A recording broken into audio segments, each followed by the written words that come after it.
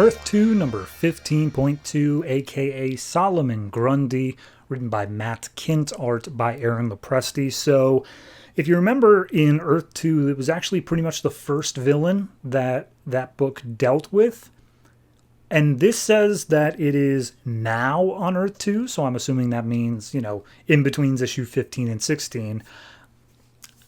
I can't figure this one out. This one's a bit confusing to me. So we are somewhere in a desert and we see a shooting star come down and a boy's looking up at it like, oh wow, that's the brightest shooting star I've ever seen. And there's this couple on top of the hood and they're like, oh honey, make a wish. And then they realize the shooting star is headed directly for them. So it collides, explodes the car, and out of the crater comes Solomon Grundy. And much like before, he needs to drain life. So he walks up to a nearby cactus, just dissolves to dust in his hand, and he's still an emissary of the rot, the avatar of the rot. It's hard to say. So then we go to Then, which is 1898 in Slaughter Swamp. We see a man singing the Solomon Grundy nursery rhyme to his child as he walks out and sees his wife trying to grow some crops, but apparently nothing's growing here. It's a swamp. It's very hard to do that. And she goes on saying, oh, their boss is taking all this money from them. They barely have enough to save. Well, how are we supposed to feed our child? And we see that she calls this guy Sol, implying that he is Solomon Grundy. So real time, we see him approach a convenience store that's out in this desert.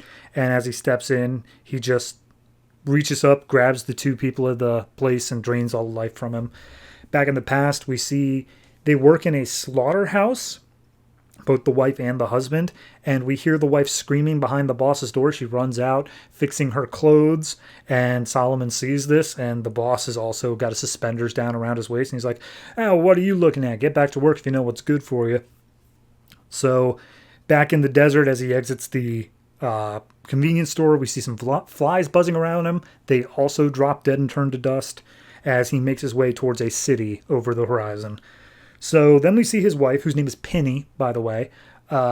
Penny, she says, I'm sorry, Solomon. She takes a knife that was used for slaughtering pigs. She stabs herself in the throat and she falls down this chute that leads into the bayou.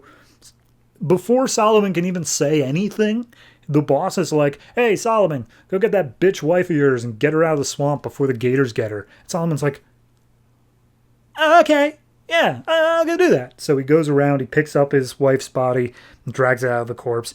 This whole time he's kind of reciting to him the Solomon Grundy theme, saying, born on a Monday, christened on a Tuesday, blah, blah, blah. And at this point, he walks back into the slaughterhouse, knife in hand, slams the door behind him, goes up to the boss, and the boss is just like, oh, what is that you're reciting to yourself? What are you, dumb? And then he just takes a knife, starts killing his boss.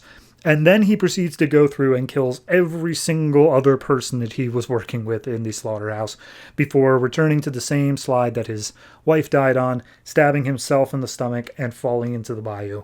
But as he falls bleeding into the bayou, across the way, farther than I think he can hear, his son from the beginning starts crying, and that is enough for his eyes to shoot open, seemingly being brought into existence by the rot.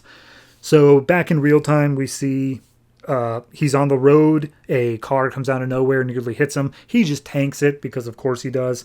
And as he makes his way into town, he starts tearing everything apart saying, where's the green man? Let him see I'm back. So the army comes in, starts trying to fight him. He just immediately takes them all apart. One of them fires a rocket launcher towards him, and it seems to work. He seems to explode into a million pieces. His blood, however, gets everywhere, and on all the people it lands on, they start disintegrating as well. And so he's more or less dead.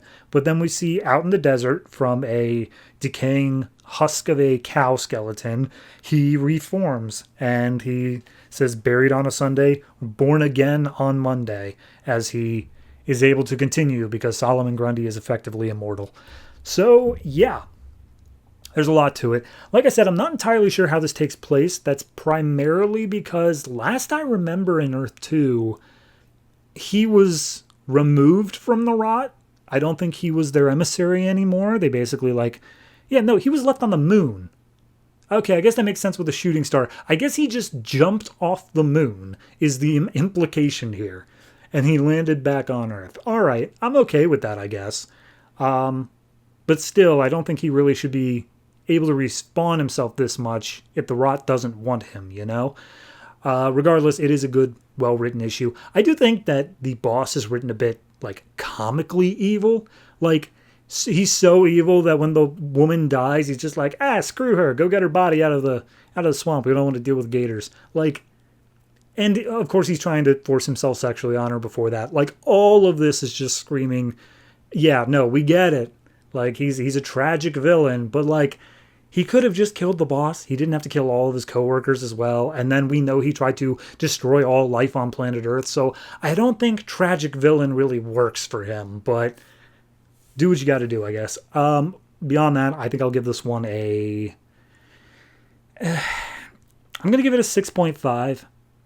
It's not that it's bad. It's got its own little poetry to it, but it's just, I don't know, it's missing something. It doesn't feel like it's really got a good overarching story to tell. It's more so just a brief little, like, here's his origin, here's the thing he's doing, so that it's not just completely his origin. Okay, bye. So yeah, it's a 6.5.